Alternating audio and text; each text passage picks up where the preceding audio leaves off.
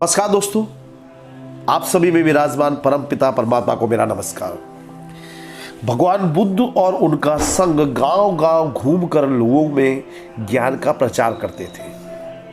उस समय उन्होंने एक नियम बनाया था कि कोई भी साधु सन्यासी किसी भी व्यक्ति के घर पर 2 रात्रि से ज्यादा नहीं रुकेगा। यदि आप यात्रा करके आए हो तो 2 रात्रि पर्याप्त है आपकी थकान को मिटाने के लिए। तो इसका कारण यह था कि जो व्यक्ति आश्रय देने वाला है उस पर आर्थिक बोझ ना पड़े तथा साधु की भी किसी व्यक्ति अथवा चीज के प्रति मोह माया का बंधन ना जुड़े।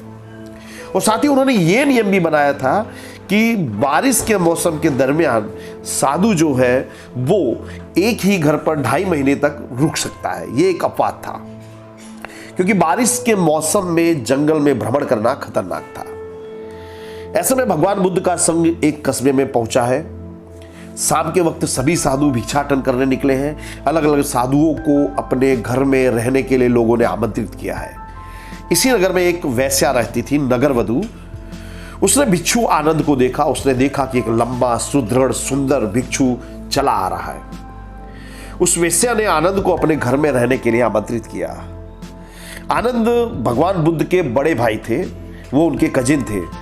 तो आनंद ने उस वेश्या से कहा कि मुझे कोई समस्या नहीं है, परंतु मुझे मेरे गुरु से अनुमति लेनी होगी। इस पर उस वेश्या ने कहा, उसके चेहरे पर एक मुस्कान आ गई। उसने ताना मारते हुए कहा, देखते हैं तुम्हारे गुरु क्या कहते हैं। आनंद आश्रम में आया और उसने सारा वृतांत अपने गुरु यानी कि भगवान बुद्ध से कहा। तो इसमें भगवान बुद्ध ने कहा कि जब वो तुम्हें इतने प्रेम से बुला रही है, आमंत्रित कर रही है, तो तुम्हें अवश्य जाना चाहिए। उस समय वहां उपस्थित नगरजनों में इसका विरोध किया। उन्होंने कहा कि एक साधु और एक वेश्या के घर में रहे, ये अधर्म है। इसमें बुद्ध ने कहा कि मैंने संन्यास का मार्ग चुना क्योंकि मेरे लिए यही परम सत्य है, यही श्रेष्ठ मार्ग है। परंतु आप लोग कह रहे हो, आप लोगों के अनुसार जो वेश्या है उसकी जीवन पद्धति ज्यादा श्रेष्ठ है, ज्यादा बेहतर है। तो यदि ऐसा है तो हो जाने दो सत्य की परीक्षा, जो सही है वो जीतेगा। तो अगले दिन आनंद उस वेश्या के घर पहुंचे। उसने उनका स्वागत किया। वेश्या को गुरूर था कि वो अपने धन और रूप से साधु को विचलित कर देगी। उसने आनंद को महंगे रेशमी वस्त्र दिए पहनने के लिए। आनंद ने सहर्ष उन वस्त्रों का स्वीकार किया। नगर में चर्चा होने लगी कि आनंद तो गया।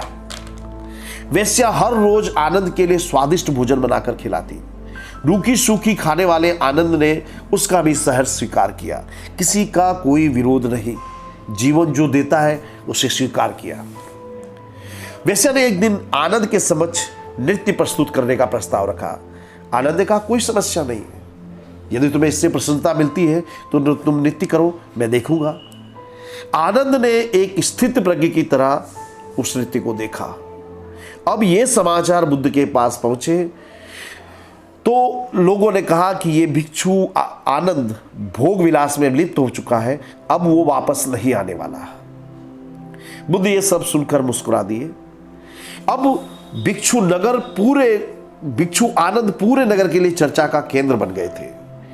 धीरे धीरे 2.5 महीने बीते। भिक्षु आनंद आश्रम में आए तो उनके साथ वो वेश्या भी आई थी। अब वो एक भिक्षुणी बन गई थी, उसने संन्यास ग्रहण कर लिया था। तो दोस्तों, मोरल ऑफ द स्टोरी क्या है, कहानी का सार क्या है? तो कहानी का सार यह है कि जीवन में जो शाश्वत है, सत्य है, उसे कोई विचलित नहीं कर सकता। आप कुछ भी हो, आपके जीवन में बहुत सारे प्रलोभन आएंगे, बहुत सारे लालच आएंगे जो आपको लक्ष्य से विचलित करेंगे। लेकिन यदि आपने संकल्प कर लिया है, यदि आप जानते हो कि क्या परम सत्य है, तो आपको कोई भी डगमगा नहीं सकता। इसे जिसके जीवन का लक्ष्य क्लियर है, जिसे जीवन के सत्य का ज्ञान है, उसकी जीत अवश्य होती है। Thank you very much friends, have a nice day.